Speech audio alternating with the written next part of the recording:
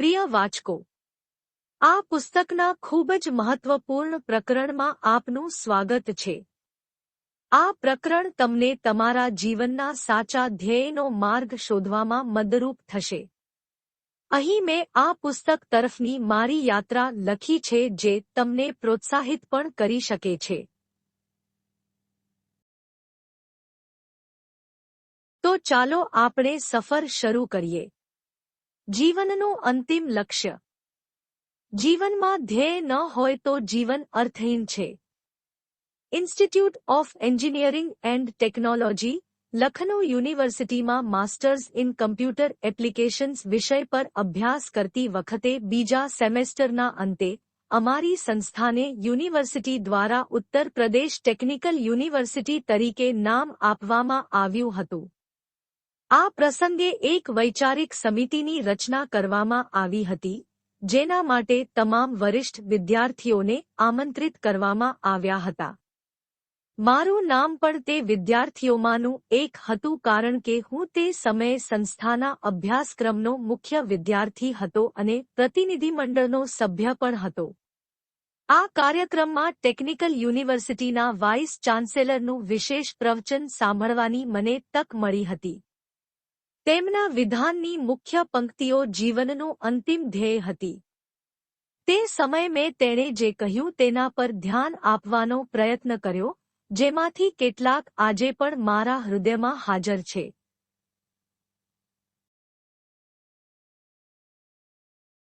Vice ચાન્સેલરે માનવજીવનને ખાસ કરીને સુવર્ણયુગના સ્થાપક અને સર્જક તરીકે સંબોધન કર્યું હતું. વાઇસ ચાન્સેલરે આપણી માનસિકતા અને તેના ઉપયોગ પર વિશેષ ભાર મૂક્યો હતો.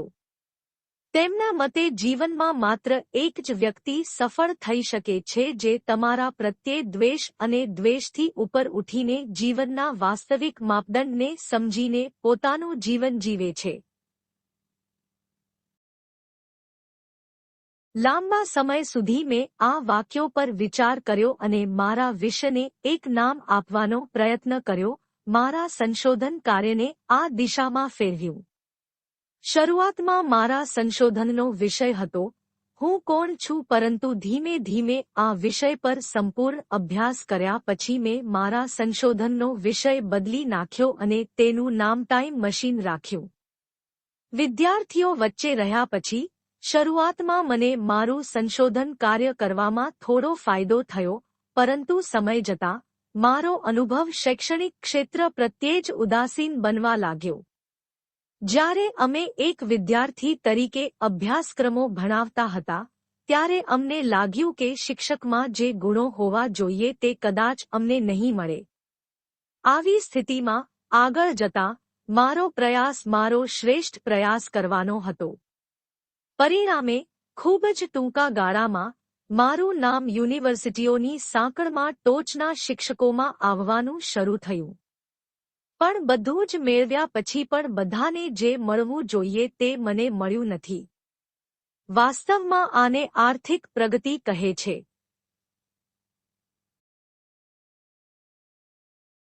મારી સાથે કંઈક એવું થયું કે મને આદર મળ્યો પણ આર્થિક રીતે આગળ વધી શક્યો નહીં. આ પ્રાપ્ત કરવા માટે મારે મારા ઘણા ફેરફારોનો ઉપયોગ કરવો પડ્યો. 8 જુદી જુદી સંસ્થાઓમાં કામ કર્યા પછી મેં મારી જાતને સંશોધન માટે સમર્પિત કરવાનું નક્કી કર્યું. તે સમયે મારો નિર્ણય કદાચ યોગ્ય ન હતો કારણ કે તે પછી મારો આર્થિક સેતુ લગભગ તૂટી ગયો હતો. તે પછી મારા સંશોધન કાર્યને પણ અસર થવા લાગી. તમામ અવરોધો છતાં મેં મારું સંશોધન કાર્ય ચાલુ રાખ્યું. એટલે કે એ અવરોધો વચ્ચે પણ મેં મારું સંશોધન કાર્ય ચાલુ રાખ્યું. સમય વીતતો ગયો અને મારા અવરોધો વધતા ગયા. આવા માહોલમાં મને પરિવાર અને સમાજમાંથી પણ નકારાત્મક ભાવનાઓ આવવા લાગી. થોડા સમય માટે હું અંદરથી તૂટી પડવાનો હતો, પરંતુ મારા સંશોધન કાર્યમાં મને પ્રેરણા આપતો રહ્યો. આ સમય દરમિયાન મેં આરોગ્ય સંબંધિત કેટલાક પડકારોનો પણ સામનો કર્યો. પરંતુ મેં મારા વિષયની ગંભીરતા છોડી ન હતી. આ દરમિયાન મારા જીવનમાં એક પરિવર્તન આવ્યું જેણે મારા જીવનને એક તદ્દન નવી દિશા આપી. એક દિવસ એવું બન્યું કે હું વિચારતો હતો કે મારા જીવનમાં અચાનક આળસ ક્યાંથી આવી. મેં વિચાર્યું કે જ્યારે હું લખનૌમાં મારું શિક્ષણ લઈ રહ્યો હતો ત્યારે મારો નિત્યક્રમ ઉત્તેજનાથી ભરેલો હતો. હું વિચારતો હતો કે મારા ઘરે પાછા આવ્યા પછી મારું જીવન ધીમે ધીમે રસ્તા પર કેમ જઈ રહ્યું છે. તે પછી મેં એક ખાસ નિયમ નોંધ્યો જેનો ઉપયોગ મેં અજાણતા લખનૌમાં કર્યો હતો, જેનો ઉપયોગ હું મારા નિવાસસ્થાને કરી રહ્યો ન હતો. લખનૌમાં જ્યારે હું રાત્રે મારા રૂમમાં સૂતો હતો ત્યારે હું પૂર્વ તરફ મોઢું રાખીને સૂતો હતો. એટલે કે સૂતી વખતે મારું માથું પશ્ચિમ તરફ હતું અને પગ પૂર્વ તરફ હતા. આકસ્મિક રીતે મારા નિવાસસ્થાને પાછા આવ્યા પછી મારી સૂવાની વ્યવસ્થા બરાબર વિરુદ્ધ હતી. 28 માર્ચ 2016થી મેં આની નોંધ લીધી અને મારા માટે સિસ્ટમમાં સુધારો કર્યો. પછી મારા જીવનમાં એક નવી ગતિ આવી. મારું સંશોધનનું સ્તર નવી દિશામાં આગળ વધ્યું. આ પછી મારો મોટાભાગનો સમય સંશોધનની સાથે આ વિષય પર પણ પસાર થયો. આ માટે મેં ઇન્ટરનેટ પર સર્ચ કરવાનું શરૂ કર્યું. જો કોઈ વાહન ખૂબ ઝડપથી આગળ વધી રહ્યું હોય તો તેણે ઇમરજન્સી બ્રેક્સ લગાવવી જોઈએ નહીં, જેમ કે મેં અજાણતા કર્યું હતું. મેં ઝડપથી મારા જીવનમાં પરિવર્તન લાવવાનો પ્રયાસ શરૂ કર્યો. પરંતુ આ પ્રયાસ મારા માટે ખૂબ જ ઘાતક સાબિત થયો. આવું એટલા માટે બન્યું કારણ કે મેં ઊર્જાની ગતિને સમજ્યા વિના તેને ફરીથી આકાર આપવાનું જટિલ કાર્ય કરવાનું શરૂ કર્યું. આ સમયગાળાની મધ્યમાં મારે મારા સ્વાસ્થ્યમાં એક મોટા પડકારનો સામનો કરવો પડ્યો. ચિકનગુનિયાના રોગે મને જકડી લીધો. મારા જીવન અને મૃત્યુ વચ્ચે એક નાનું અંતર હતું. હું તે સમયે મારી ઊર્જા ગુમાવી રહ્યો હતો જેણે મને કંઈક ખાસ કરવા માટે પૃથ્વી પર મોકલ્યો. એક અદ્ભુત ચમત્કાર થયો અને આ પડકારમાંથી હું સફળતાપૂર્વક વિજેતા બન્યો. હવે મેં મારા સંશોધન પર વધુ ગંભીરતાથી કામ કરવાનું શરૂ કર્યું. મેં મારા કોલેજના દિવસોથી એક વાત ચાલુ રાખી હતી. તે વસ્તુ મારા માટે ખૂબ ફાયદાકારક સાબિત થઈ. રામચરિતમાનસ વાંચ્યા પછી મને આ ગુણ મળ્યો. રામચરિતમાનસ એકમાત્ર પુસ્તક છે જેણે મારું સંશોધન કાર્ય શરૂ કરવાની દિશા આપી. ગોસ્વામીજીએ હનુમાનજીના માનમાં પશુઓનો સંગ્રહ આપણી સમક્ષ મૂક્યો છે. હનુમાન ચાલીસા, જેના દરેક શ્લોકમાં જીવનને ઉર્જાવાન અને અવરોધ મુક્ત બનાવવાનું રહસ્ય છુપાયેલું છે.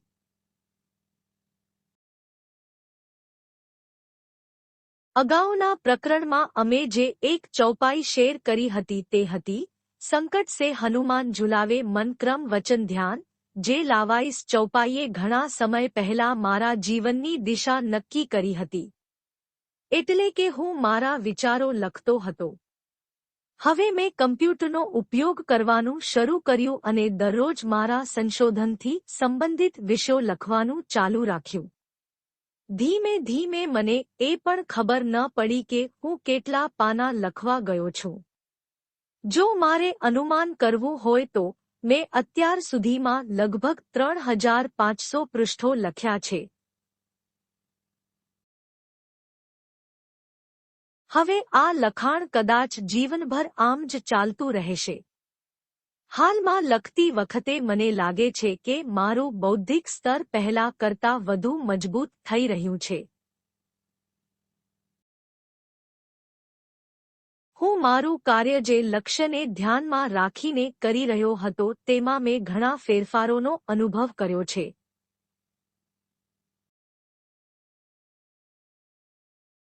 ધીરે ધીરે મને હવે એક મોટી સિદ્ધિ તેમજ મારા જીવનની સ્પષ્ટતા મળી છે. લગભગ 20 વર્ષ પહેલા મારું સપનું હતું કે હું કંઈક એવું કરું કે જેથી દરેક વ્યક્તિને તેની રોજીરોટી સરળતાથી મળી રહે. આપ સૌની સામે કહેતા મને ખૂબ જ આનંદ થાય છે કે શ્રી બાલાજી મહારાજના આશીર્વાદથી મેં એક એવું પ્લેટફોર્મ બનાવ્યું છે. તમે વિચારતા હશો કે મેં મારા જીવનની ઘટનાઓને અહીં તમારી સામે કેમ મૂકી છે. આની પાછળનો હેતુ તમને એ કહેવાનો છે કે જ્યારે આપણે આપણી બૌદ્ધિક શક્તિનો મહત્તમ ઉપયોગ કરીએ છીએ ત્યારે આપણા જીવનનું અંતિમ લક્ષ્ય ખરેખર પ્રાપ્ત થાય છે.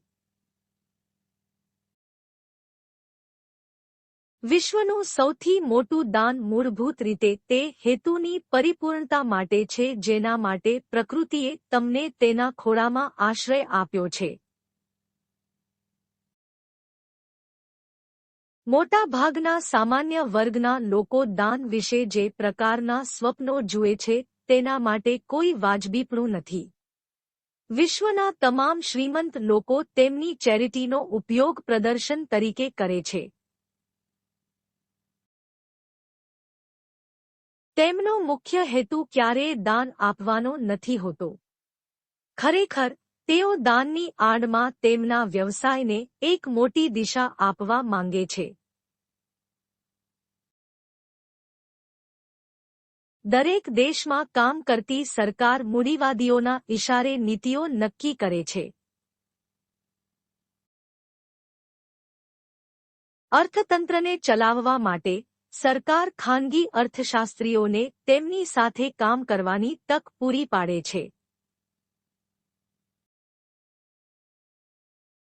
સરકાર તેના આર્થિક ઉદ્દેશોને પરિપૂર્ણ કરવા માટે આવા વિકલ્પો અગાઉથી તૈયાર કરે છે, જેમાં તે મોટા મૂડીવાદીઓના નાણાંને દાન તરીકે સ્વીકારે છે અને પરિણામે તેમના વ્યવસાય માટે નવી દિશા માટેનો માર્ગ મોકળો કરે છે. તે ખરેખર તાર્કિક પણ છે. અર્થતંત્રનો એક નિયમ પૈસાનો યોગ્ય પ્રવાહ છે. પૈસાનું ખરેખર પોતાનું કોઈ સ્વરૂપ નથી હોતું. કોઈને કોઈ સ્વરૂપે નાણાંનો પ્રવાહ અર્થશાસ્ત્રનો આધાર માનવામાં આવે છે. સામાન્ય લોકો તેમની સામે આવી વ્યવસ્થા જુએ છે જેમાં નાના પાયે દાનને પ્રોત્સાહન આપવામાં આવે છે. જો તમે કોઈપણ પ્રકારના દાનને ધ્યાનથી જોશો તો તમે તેની વાસ્તવિકતાને સરળતાથી સમજી શકો છો. આપણી ન્યાયિક પ્રણાલી અને બંધારણમાં પરોપકાર માટે પણ વિશેષ મંચ છે, જેને આપણે વ્યવસાયિક ભાષામાં ધાર્મિક સમિતિઓ અથવા બિનસરકારી સંસ્થાઓ તરીકે જાણીએ છીએ. આ સંસ્થાઓને એક નિયમ હેઠળ આવા સ્ટાન્ડર્ડ સર્ટિફિકેટથી સજાવવામાં આવે છે કે દાતાને આપવામાં આવેલી રકમનો લાભ આવકવેરામાંથી મુક્તિ આપવામાં આવે છે. તમે અહીં સમજી શકો છો કે એક તરફ આપણે દાનને પ્રાધાન્ય આપી રહ્યા છીએ અને બીજી તરફ અમે અમારા રોકાણોને પણ સુરક્ષિત કરી રહ્યા છીએ. વિશ્વમાં ભાગ્યે જ કોઈ એવો પ્રદેશ હશે જ્યાં સાચા અર્થમાં પરોપકારની વ્યાખ્યા વાસ્તવિકતામાં જોઈ શકાય. અહીં અમારો ઉદ્દેશ તમને પરોપકારથી ક્યારેય દૂર કરવાનો નથી. અમારો ઉદ્દેશ માત્ર તમને એ બાબતથી વાકેફ કરવાનો છે કે કોઈપણ દેશના અર્થતંત્રને વેગ આપવા માટે દાનને મૂળભૂત રીતે ઉચ્ચ ગુણવત્તાનો આધાર ગણવામાં આવે છે. આ સંદર્ભમાં હું તમને રામાયણનો એક પ્રસંગ જણાવવા માંગુ છું. મહારાજ દશરથના આરોહણ બાદ ભરત પોતાના ભાઈ શત્રુઘ્ન અને ત્રણેય માતાઓ સાથે ચિત્રકૂટમાં શ્રીરામને મળવા ગયા હતા. ત્યાં પહોંચ્યા પછી તેમણે શ્રીરામજીને વિનંતી કરી કે તેઓ આ વનવાસની કઠોર તપસ્યાનો ત્યાગ કરે અને અયોધ્યાની ગાદી સ્વીકારે. રામ અને ભરત વચ્ચે થયેલી પરામર્શ ખરેખર દાનને ઉચ્ચ સ્તરનું સન્માન આપે છે. સ્કંદ રામાયણ અનુસાર શ્રી ભરતે શ્રી રામને અયોધ્યા પાછા ફરવા વિનંતી કરી હતી. પછી શ્રીરામે શ્રી ભરતજીને કહેવાનું શરૂ કર્યું, હે ભરત, મારા પ્રશ્નોના જવાબ આપો. જો તમે કોઈ પણ પ્રશ્નનો જવાબ નામાં આપો છો, તો હું તમને વચન આપું છું કે હું તમારી સાથે અયોધ્યા ચોક્કસ જઈશ. આ પછી શ્રીરામે ભરતને કેટલાક સવાલો પૂછ્યા. ભરત, મને કહે કે પિતાના મૃત્યુ પછી શહેરની આખી વ્યવસ્થા સુચારુ રીતે ચાલી રહી છે. હા, ભાઈ, ખૂબ જ આદરથી જવાબ આપ્યો. આ પછી શ્રીરામે ભરત શ્રેષ્ઠને કહ્યું કે અયોધ્યાની ન્યાય પ્રણાલી બધા પ્રત્યે સમાન રીતે નિર્ણયો લઈ રહી છે. હા, ભાઈ, ભરતે જવાબ આપ્યો. શું અયોધ્યા સમાજમાં મહિલાઓ અને વડીલો પોતાને સુરક્ષિત માને છે? હા, ભાઈ. શું અયોધ્યામાં સાધુઓ અને પૂજારીઓ માટે યોગ્ય આદર છે? હા, ભાઈ. આ સવાલનો જવાબ આપતા જ ભરતના કપાળ પર એક પ્રશ્નાર્થ ચિહ્ન દેખાયું. રામ તરત જ ભરતની લાગણી સમજી ગયા અને નમ્રતાપૂર્વક ભરતને પૂછ્યું, તમારા ચહેરા પર આ પ્રશ્ન કેવો છે? પછી ભરતે શ્રીરામના ચરણ સ્પર્શ કરીને કહ્યું, હે દેવોના દેવ, મહાદેવના ઉપાસક દશરથ, હું મારી જાતને ખૂબ જ ભાગ્યશાળી માનું છું કે મને તમારા નાના ભાઈ તરીકે આદર મળી રહ્યો છે. એક ખૂબ જ મૂર્ખ બાળકની જેમ હું તમને એક બાલિશ પ્રશ્ન પૂછવા જઈ રહ્યો છું. તને મારો અંગત નોકર ગણીને આ દુષ્ટતા માટે મને માફ કરજે. ઓહ મારી પ્રિયે, તે સાચું અનુમાન લગાવ્યું. પૂજારીઓ સાથે મારો મોટો સંઘર્ષ છે કે તેમનું સન્માન શા માટે થવું જોઈએ. તેઓ તેમના યજમાનોને દાન અને ધાર્મિક વિધિઓના નામે વિવિધ પ્રકારની ધાર્મિક વિધિઓ કરવાનું કહે છે. મહેરબાની કરીને મારા મનમાં આ પીડાને શાંત કરો. શ્રીરામે પહેલા ભરતજીને ઉપાડીને ગળે લગાવ્યા. પછી તેઓએ મને તેમની બાજુમાં બેસાડ્યો. શ્રીરામે કહ્યું, સાંભળો, હે ભરત, જો રાજ્યમાં કોઈ સૌથી મહત્વપૂર્ણ વ્યક્તિ હોય, તો તે ફક્ત પૂજારી છે. બાકીના બધા તેમના ઉત્થાન માટે કામ કરે છે. પરંતુ પૂજારીઓ એટલી મોટી ધાર્મિક વિધિ કરે છે કે જેનાથી તેમના ન્યાયાધીશોને જ ફાયદો થતો નથી, પરંતુ તેઓ રાજ્યની અર્થવ્યવસ્થાને પણ વેગ આપે છે. પૂજારી જ્યારે પોતાના ન્યાયાધીશને બજારમાંથી હવન યજ્ઞની સામગ્રી ખરીદવાનું કહે છે, ત્યારે તેની સાથે સંબંધિત વેપારીનો માલ વેચવામાં આવે છે, જેના માટે તે પોતાના માર્ગની યાદી અન્ય વેપારીઓને આપે છે. કુંભારના વાસણો, દીવા વગેરે વેચાય છે. કપડાં વેચનાર દ્વારા ખરીદવામાં આવે છે. આવી સ્થિતિમાં ઘણા કામો કરવામાં આવે છે, જેનો લાભ ઘણા વેપારીઓને આર્થિક રીતે પણ મળે છે. પરંતુ પૂજારીએ તેના ન્યાયાધીશ પાસેથી ફી તરીકે કંઈ પણ લેવાની જરૂર નથી. વાસ્તવમાં ન્યાયાધીશે પોતાના પૂજારીને ભોજન ઉપરાંત કેટલીક દક્ષિણા વગેરે આપવી જોઈએ. તે ધર્મની વિરુદ્ધ છે. વાસ્તવમાં કોઈ પણ ન્યાયાધીશ પાસે પૂજારીને યોગ્ય મહેનતાણું ચૂકવવાની ક્ષમતા નથી. રાજા જ આ કામ કરી શકે. તેથી તમને ખાસ વિનંતી કરવામાં આવે છે કે પૂજારીઓને રાજા દ્વારા સૌથી વધુ માન આપવું જોઈએ. એક રાજાએ ખાસ કરીને તે બધા બૌદ્ધિકોનો આદર કરવો જોઈએ કે જેઓ રાજ્યના અર્થતંત્રને વેગ આપવા માટે વિશેષ કાર્યો કરે છે.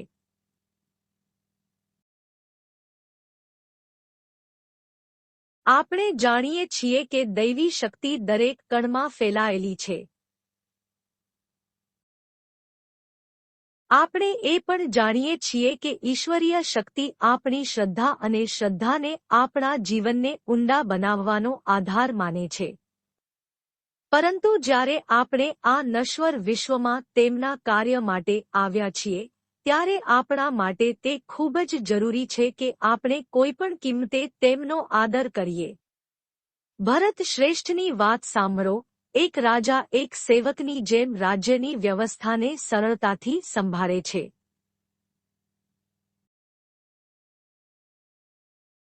રાજ્ય ચલાવવાની જવાબદારી મૂળભૂત રીતે તે બૌદ્ધિકોની છે જે રાજાને તેની સેવાઓની યાદ અપાવતા રહે છે અને તેની ફરજોમાં સહકાર પણ આપે છે.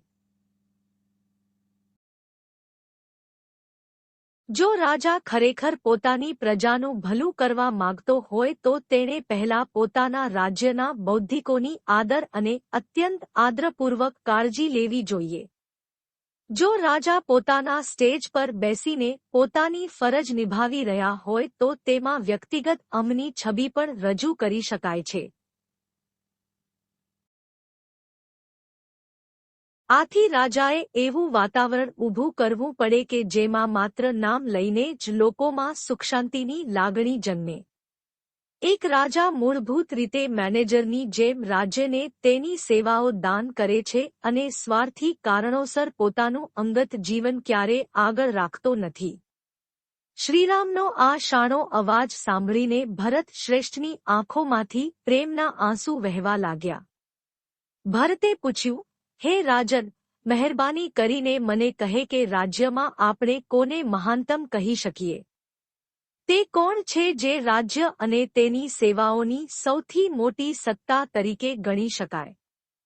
ભરતના શબ્દો સાંભળી શ્રીરામે નમ્રતાપૂર્વક ભરતને કહ્યું, ભરતનું સાંભળો, મૂળભૂત રીતે રાજ્ય આ જગતમાં એક વ્યવસ્થાનું નામ છે. આ પૃથ્વી સિવાય પણ આ બ્રહ્માંડમાં ઘણા ગ્રહો છે જ્યાં આ રીતે પ્રણાલીઓ ચાલી રહી છે. તે બધી સિસ્ટમોમાં રાજ્ય એ માત્ર એક નાની કડી છે. રાજ્યની વ્યવસ્થા ચલાવવા માટે જે મુખ્ય વ્યક્તિને સેવા સોંપવામાં આવે છે તેને રાજા કહેવામાં આવે છે.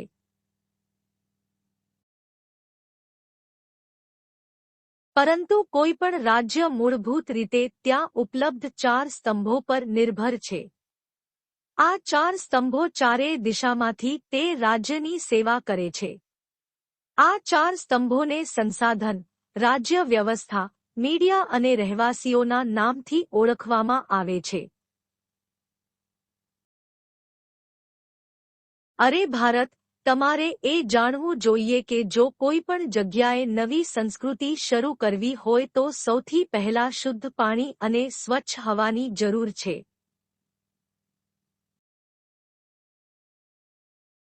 આ બંનેના સંપર્કમાં આવ્યા બાદ ત્યાંની જમીન ખૂબ જ ફળદ્રુપ બની જાય છે.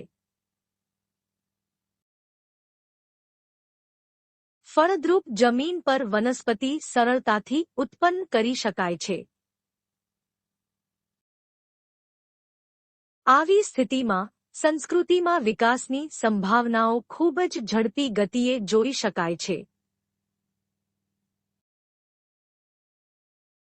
દરેક સભ્યતા બીજી સભ્યતાને ધ્યાનમાં રાખીને બનાવવામાં આવી છે. ઘણી સંસ્કૃતિઓ પ્રાંતની રચના કરે છે. એક સભ્યતાને બીજી સભ્યતા સાથે જોડીને આ પ્રાંતની વ્યવસ્થા કરવામાં આવી છે. એક રાજ્યમાં ઘણા પ્રાંતો પ્રાપ્ય છે. સંસાધનો અને બૌદ્ધિકોના આદાન પ્રદાન માટે એક પ્રાંત બીજા પ્રાંતનો છે. જો આ સાંધો મજબૂત બને તો રાજ્ય વિશેષ બૌદ્ધિક શક્તિથી છલોછલ બની જાય છે.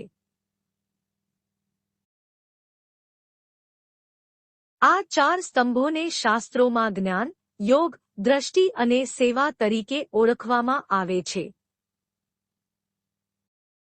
આ 4 સ્તંભોને ખાસ કરીને સંતુલિત રીતે નિયંત્રિત કરવાની જવાબદારી રાજાની હોવી જોઈએ. આ માટે જો કોઈ રાજાને સૌથી મોટી મદદ કરી શકે તો તે છે રાજ્યના શિક્ષક વર્ગ સાથે જોડાયેલા બુદ્ધિજીવીઓ.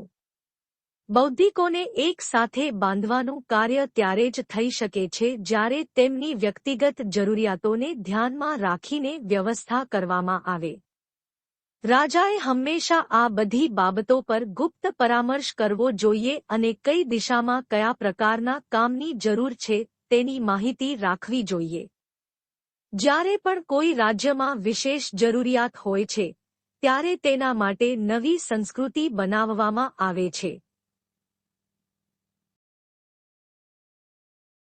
યોગ ગમે તે હોય, 4 સ્તંભોમાં ચોથો સ્તંભ સૌથી મહત્વનો ભાગ ભજવે છે. આ સ્તંભનો સૌથી મોટો સંબંધ તે સભ્યતા કે રાજ્યમાં રહેતા લોકો સાથે છે. માણસ પોતાના જ્ઞાનથી અનેક પ્રકારના ઓજારો બનાવી શકે છે, પરંતુ સાધનો કુદરતની સૌથી મોટી ગુણવત્તાનો ક્યારે ઉપયોગ કરી શકતા નથી. એ ગુણનું નામ ભવ છે. ભાવ ખરેખર આ 4 સ્તંભોના આંતરિક અને બાહ્ય સ્તરે આરક્ષણ માટે જગ્યા પૂરી પાડે છે. ભાવનાઓની પવિત્રતા હંમેશા સમાજને જોડી રાખે છે. સમાજમાં કેટલા લોકો હાજર છે તે મહત્વનું નથી, પરંતુ સમાજની વિચારધારા શું છે તે મોટું પરિવર્તન લાવી શકે છે. દરેક સમાજ એક વિશિષ્ટ વિચારધારા સાથે સ્થાપિત થાય છે. એક વિચાર ઘણા વિચારો તરફ દોરી જઈ શકે. જ્યારે કોઈ નવો વિચાર જન્મે છે, ત્યારે તેના માટે નવી સભ્યતાનું નિર્માણ કરવું એ રાજાની ફરજ બની જાય છે. સંસ્કૃતિની સ્થાપના માટેનો સૌથી મોટો પડકાર, જો સર્જનની શરૂઆતમાં હાજર હોય, તો તે માનવ સંસ્કૃતિનું સર્જન હતું. માનવ સ્વભાવ માટે, તે દૈવી શક્તિ દ્વારા બનાવવામાં આવેલું શ્રેષ્ઠ સર્જન છે.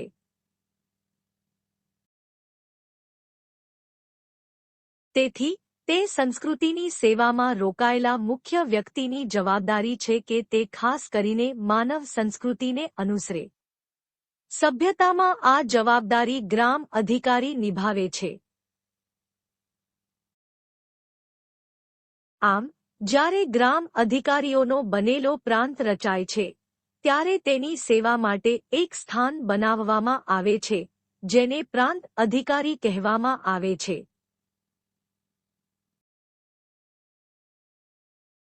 આ પ્રાંત અધિકારી રાજાના મંત્રીમંડળ સાથે સીધો સંપર્ક સાધવાનું કામ કરે છે. કેબિનેટમાં પ્રાંત અધિકારીને પોતાના સમાજની સમસ્યાઓ વિશે નિષ્પક્ષ રીતે બોલવાનો પૂરો અધિકાર હોવો જોઈએ. કેબિનેટ આ બધી સમસ્યાઓની યાદી તૈયાર કરે છે અને તેને રાજાની મુખ્ય સલાહકાર સમિતિ સમક્ષ મૂકે છે. ત્યારબાદ રાજા તેમની સલાહ મુજબ તેમની વિશેષ સલાહકાર સમિતિને સેવા કાર્ય સોંપે છે. આ તમામ સેવા કાર્યોને સરળતાથી ચલાવવા માટે સૌથી મોટી જરૂરિયાત આર્થિક સલાહકાર સમિતિની છે.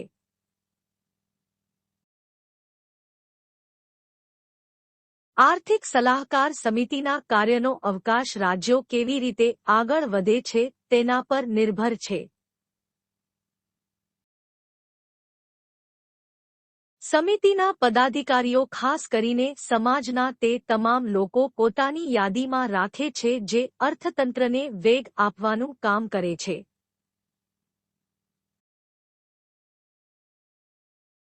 ખાસ કરીને વેપારી સમુદાયની વ્યવસ્થામાં સમિતિ સંપૂર્ણ સહકાર આપે છે. સાથે જ આ કમિટીનો ઉદ્દેશ એ તમામ બુદ્ધિજીવીઓ તરફ હોવો જોઈએ જે સમાજને આ વેપારીઓ સુધી પહોંચવા માટે મજબૂર કરે છે. વેપારીઓ પાસેથી ઉત્પાદનો ખરીદવા માટે સમાજને પૈસાની જરૂર હોય છે. આ માટે સમિતિ રાજ્યની સંચાર વ્યવસ્થા પર વિશેષ ધ્યાન આપે છે. દરેક રાજ્યમાં આજીવિકાના મુખ્ય સ્ત્રોતોમાં કૃષિ અને ઘરેલું કાર્ય માટે ચીજવસ્તુઓનું નિર્માણ છે.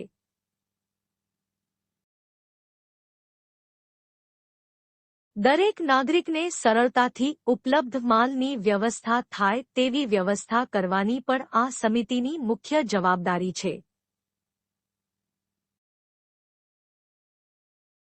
મારા પ્રિય ભારત, રાજકારણને ચલાવવાની જવાબદારી ખાસ કરીને આર્થિક સલાહકાર સમિતિ અને બૌદ્ધિકો પર છે. તમારે ધ્યાનમાં રાખવું પડશે કે તમામ લોકો આ બંને પ્રત્યેની તેમની જવાબદારીઓ નિષ્પક્ષ રીતે નિભાવતા રહે છે.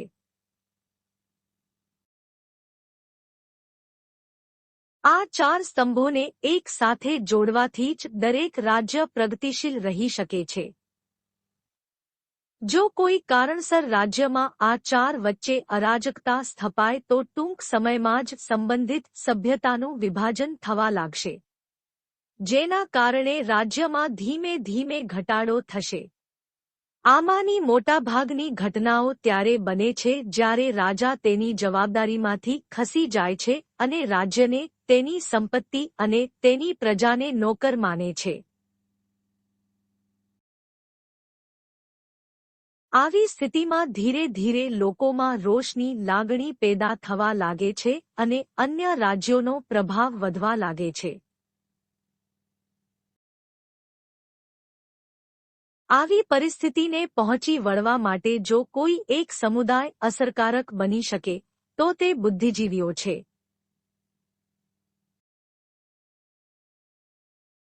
હે ભરત, તારે રાજ્યની વ્યવસ્થા એવી રીતે સંભાળવી જોઈએ કે સૂર્ય દિવસ અને રાત એમ બંને પોતાનું કામ કરતો રહે. દિવસના પિતાની જેમ તે આપણને ઉર્જા આપે છે અને રાત્રે આપણને માતા તરીકે ચંદ્રને પ્રેમાળ પ્રકાશ આપવા પ્રેરણા આપે છે. શ્રી રામના આ શબ્દો શ્રી ભારત શ્રેષ્ઠ અને સમગ્ર સમાજે ખૂબ જ આદરપૂર્વક સાંભળ્યા હતા. આ પછી શ્રીરામે ભરતને પોતાનું છેલ્લું વાક્ય નીચે પ્રમાણે કહ્યું હતું. હે મહાન ભરત, ક્યારે એવું વિચારશો નહીં કે જો રામ વનવાસ ભોગવી રહ્યા છે તો તેઓ રાજ્યનો હવાલો સંભાળી રહ્યા નથી. મેં આ વિષય પર પિતા સાથે ખાસ પરામર્શ કર્યો હતો, જેનો સીધો પુરાવો અમારી 3 આદરણીય માતાઓ અને મંત્રીપરિષદના તમામ સભ્યો દ્વારા મળે છે. જ્યારે આપણા પૂજ્ય પિતાશ્રીએ રાજ્યની વ્યવસ્થા માટે આપણા સૌની સેવા કરવાનું નક્કી કર્યું હતું, ત્યારે મેં મારા પિતાને નમ્ર વિનંતી કરી હતી. મેં કહ્યું કે તમારો દરેક આદેશ માનવા જેવો છે, પરંતુ જ્યાં સુધી હું સમગ્ર હિંદનો ઊંડાણપૂર્વક અભ્યાસ નહીં કરું અને તેનું ઊંડાણપૂર્વક નિરીક્ષણ નહીં કરું ત્યાં સુધી હું આ રાજ્યને મારી સેવાઓ ખરા અર્થમાં આપી શકીશ નહીં. આ પછી જ મેં નીતિગણિતમાં શ્રેષ્ઠ બુદ્ધિ ધરાવતા માતા કૈકેયીની સલાહ લઈને જંગલમાં જવાનું નક્કી કર્યું. કારણ કે આ સલાહ ગુપ્ત હતી અને તમે તમારા માતાના ઘરે હતા, મારે તમને આ કહ્યા વિના જ જંગલમાં જવું પડ્યું. ભારત અયોધ્યામાં મહારાજ દશરથની કીર્તિ અને કીર્તિ સાંભળીને અનેક રાજ્યોમાંથી પ્રતિનિધિઓ અને બુદ્ધિજીવીઓ અયોધ્યા આવ્યા અને નમ્રતાપૂર્વક તેમની સમસ્યાઓના ઉકેલ માટે વિનંતી કરી. આ સમસ્યાઓનો ઉકેલ લાવી શકે એવા આખા ભારતમાં આપણા પિતાશ્રીથી વધુ સારો કોઈ રાજા ન હોવાથી મહારાજ પણ આ બાબતે ચિંતિત હતા. મહારાજના મુખ્ય સલાહકાર મારી સાથે કેટલાક વિષયો પર ચર્ચા કરતા હતા. કુટુંબમાં મોટો દીકરો હોવાને કારણે કદાચ મારે જવાબદારી લેવી પડશે, એટલે આ બધી સમસ્યાઓનું મૂળ હોય એવા વિષયોનું મને ખાસ જ્ઞાન હોવું જોઈતું હતું.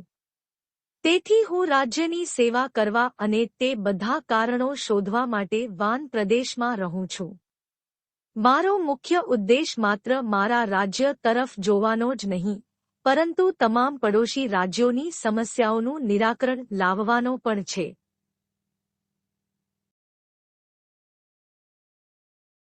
એટલે, હે મહાન ભરત, હવે હું અયોધ્યા પાછો ફરું ત્યાં સુધી તું નિશ્ચિત થઈશ અને અયોધ્યાની સેવા કરી શકીશ. આ વાતો સાંભળીને આખો સમાજ સહમત થઈ ગયો અને ભરત પોતાના ભાઈના પગને સૂચક માનીને અયોધ્યા પાછો ફર્યો. સાથીઓ, આ ફકરાને તમારી સામે મૂકવા પાછળનો અમારો હેતુ તમને શાસનની વ્યવસ્થા વિશે એક સમજાવવાનો છે અને બીજું, એક મહાન રાજામાં કેવા ગુણો હોવા જોઈએ તેની માહિતી વહેંચવાનો છે. જ્યારે આપણે આપણા પૌરાણિક ગ્રંથોનો વપરાશ કરીએ છીએ ત્યારે આપણે ખરેખર જીવનના અંતિમ લક્ષ્યને પ્રાપ્ત કરી શકીએ છીએ. આજના આધુનિક યુગમાં આ શક્ય નથી, પરંતુ ખૂબ જ સરળતાથી આપણે તે બધાનો ઉપયોગ કરી શકીએ છીએ. આ માટે ગોસ્વામી તુલસીદાસજીએ હનુમાન ચાલીસા નામના સૂત્રોની શ્રેણી આપણી સામે રાખી છે, જેના સેવનથી આપણે સરળતાથી દરેક પ્રકારની શક્તિઓનો લાભ મેળવી શકીએ છીએ. ચાલો હવે અમે તમારી સામે આગળના પ્રકરણમાં ચોપાઈનો જે અર્થ મૂકવામાં આવ્યો હતો તે તમારી સાથે વહેંચીએ, જે તમને ખરેખર આ પુસ્તકના શીર્ષકનો સાચો અર્થ સમજાવશે. હનુમાન મનને હચમચાવી નાખે છે. આજ્ઞાના શબ્દો, તેઓ લાવે છે તે ધ્યાન. વિપત્તિ એટલે માનસિક મૂંઝવણ. તમારી ચર્ચા થઈ ચૂકી છે કે આપણા માનસિક ટેબલ પર વિચારો એકઠા થતા રહે છે. આપણી બૌદ્ધિક શક્તિ હંમેશા આ વિચારોને અંકુશમાં રાખવા માટે સમર્થ નથી હોતી. આવી સ્થિતિમાં આપણી સામે સૌથી મોટો અવરોધ નિર્ણયો લેવાનું છે. જીવનનો સૌથી મોટો નિર્ણય એ છે કે તમારા ધર્મનો સાચો અર્થ સમજવો. આને જ ખરેખર સેવાભાવી, એટલે કે ધર્મનો અંતિમ અર્થ કહેવામાં આવે છે. વર્તમાન સમયમાં ચાલી રહેલી ઢોંગી પ્રવૃત્તિઓને મૂળભૂત રીતે સખાવતી કહેવામાં આવતી નથી.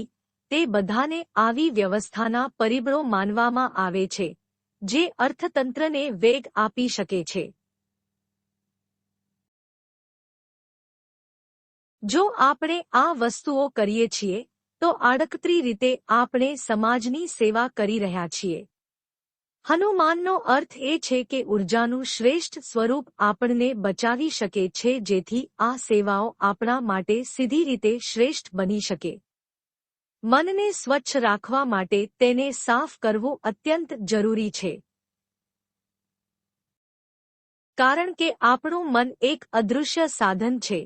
આ માટે આપણે ફક્ત તેની કામગીરીઓને અંકુશમાં રાખવાની જરૂર છે. મનમાં ઉદ્ભવતા વિચારોનો અમલ કરવામાં આવે તો તેની શુદ્ધિમાં લાભ થાય છે. કર્મની વ્યાખ્યા તે કાર્ય દ્વારા નક્કી કરી શકાય છે જે ખરેખર સ્વરૂપ આપવાનું સાધન છે.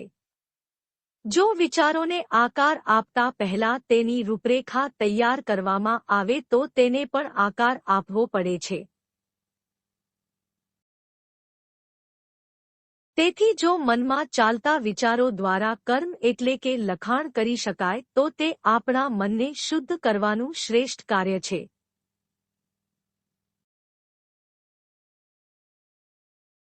એટલે દાનની વાસ્તવિકતા જાણવા માટે સૌથી પહેલા તો આપણે આપણા વિચારોનો હિસાબ કરીને આપણા મનને શુદ્ધ કરવું પડશે. જેમ જેમ આપણા મનના માર્ગ દ્વારા વિચારો નોંધવામાં આવે છે, તેમ તેમ આપણું મન શુદ્ધ થતું જાય છે. તમને લખવામાં મુશ્કેલી આવી શકે છે. કારણ કે આપણને લખવા માટે ખાસ વ્યવસ્થા અને સામગ્રીની જરૂર પડે છે. ખાસ કરીને આ માટે તમે અહીં ટેકનોલોજીનો ઉપયોગ પણ કરી શકો છો. આ આખું પુસ્તક લખતી વખતે મેં જે તકનીકોનો ઉપયોગ કર્યો છે. ગૂગલ એ સોફ્ટવેર ઉદ્યોગમાં એક ખૂબ મોટી સંસ્થા છે. ગૂગલે તેની મોટાભાગની સેવાઓ મફતમાં પ્રદાન કરી છે. આમાંની એક સિસ્ટમ છે ગૂગલ ડ્રાઇવ. તમારે તેને ગૂગલ ડોક્યુમેન્ટનો ઉપયોગ કરીને ગૂગલ ડ્રાઇવમાં સેવ કરવું પડશે. આ માટે તમારે બોલવાની સુવિધાનો પણ ઉપયોગ કરવો પડશે. ગૂગલ તમને જે પણ ભાષામાં લખવાની સુવિધા આપશે, તમારું દિલ ખુશ છે. અમારી સમિતિ તમને સહકાર આપવા માટે હંમેશા તૈયાર છે. આ પુસ્તક અહીં પૂરું થાય છે. અમને વિશ્વાસ છે કે તમે આ પુસ્તકમાંથી મેળવેલા જ્ઞાનનો ઉપયોગ કરશો. ભવિષ્યમાં તમે દાનની દ્રષ્ટિએ પણ તમારી બૌદ્ધિક શક્તિનો વિશેષ ઉપયોગ કરશો. અંતમાં હું શ્રી બાલાજી મહારાજ, માં શ્રી દુર્ગા અને શ્રી રામને નમન કરું છું, જેમણે મને આ વિષયને તમારી સમક્ષ મૂકવા માટે પ્રેરિત કર્યો હતો, પરંતુ સુંદર શબ્દોથી તેને પૂર્ણ કરવામાં પણ મને મદદ કરી હતી. મહાન કવિ અને દાર્શનિક કબીરજીએ પોતાની એક પંક્તિ આપણી સામે મૂકી હતી. ગુરુ ગોવિંદસિંહ ઊભા થયા અને તેઓ તેમ કરી શક્યા. બલિહારી ગુરુ આપને, ગોવિંદ દિયો મિલાય. એટલે કે તમારા જીવનમાં ગુરુ હોવા એકદમ જરૂરી છે. સૌ પ્રથમ હું મારા વર્તમાન બોડી ગુરુઓનો આભાર માનું છું. આદરણીય ડો. લલિત અરોરાજી, જેમણે મને ડિજિટલ દુનિયા સાથે જોડ્યો છે. આદરણીય શ્રી એમ. પ્રિયંકજી, જેમણે મને આધ્યાત્મિક વિજ્ઞાનના કેટલાક નવા સ્ત્રોતોનું જ્ઞાન આપ્યું છે, અને હું તે તમામ હસ્તીઓનો હૃદયપૂર્વક આભાર વ્યક્ત કરું છું જેમણે યુટ્યુબના માધ્યમથી મારું જ્ઞાન વધારવામાં મદદ કરી છે. તેથી પ્રિય મિત્રો, આ યાત્રાનો અંત છે, અને અમને એ જોઈને આનંદ થાય છે કે તમે તેને ખૂબ પ્રેમ અને સ્નેહથી સ્પર્શ કર્યો છે.